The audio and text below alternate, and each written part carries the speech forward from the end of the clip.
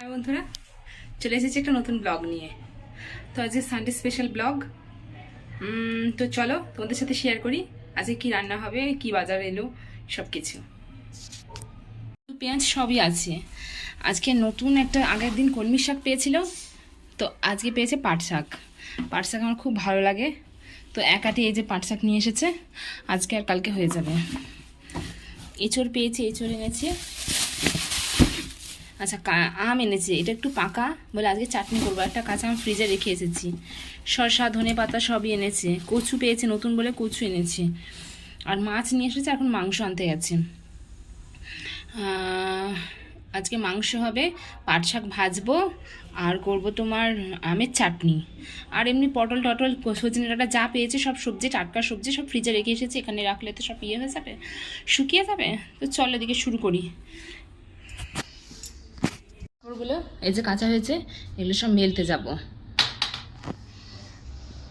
তো এই যে দুদিনের জন্য মাছ আনা হয়েছে, এই মাছগুলো ভেজে নেবো। এই মাছগুলো আজকে হবে না, কচি ডাঁটা এনেছে ফ্রিজে আছে, তো সেই মাছ দিয়ে ডাঁটা দিয়ে ঝোল করবো একদিন।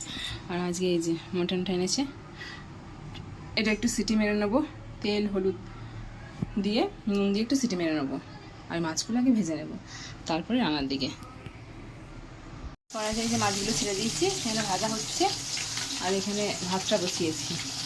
মাছটা ভাজা হয়ে গেলে তবে মাটনটা এনে সিদ্ধ বসাবো।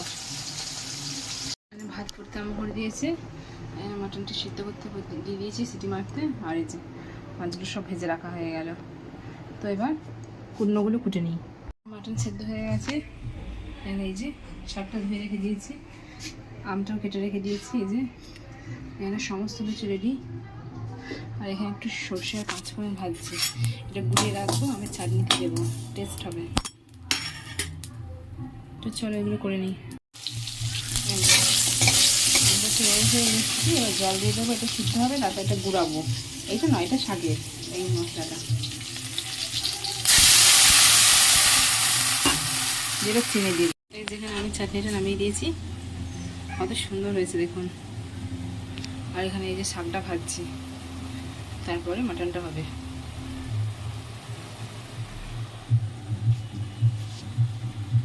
শাক ভাজাও হয়ে গেছে দুজনের মতো। আর এই যে এবার আলু ভেজে নিয়েছি মাংসের, এই তেলে এবার পেঁয়াজ ভেজে নেব। আর এখানে তো মাটনটা সিদ্ধ করা আছে। তো চলো এবার শুরু করি। ফোড়নটা দিয়ে দিই।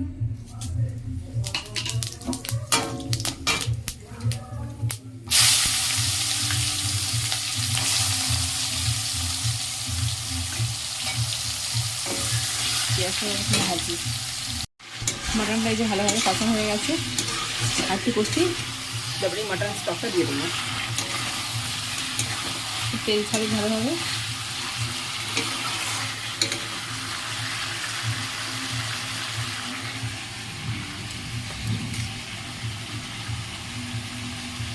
দারুণ লাগছে।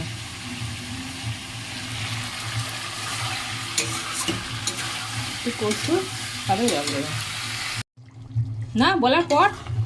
এই তো আমার রান্না কমপ্লিট হয়ে গেছে। এই যে একটু গরম মশলা দিয়ে দিলাম, ব্যাস। তো আজকের ব্লগ এই পর্যন্তই। যারা ইউটিউব থেকে দেখছে তারা ইউটিউব চ্যানেলটাকে সাবস্ক্রাইব করে দেবেন।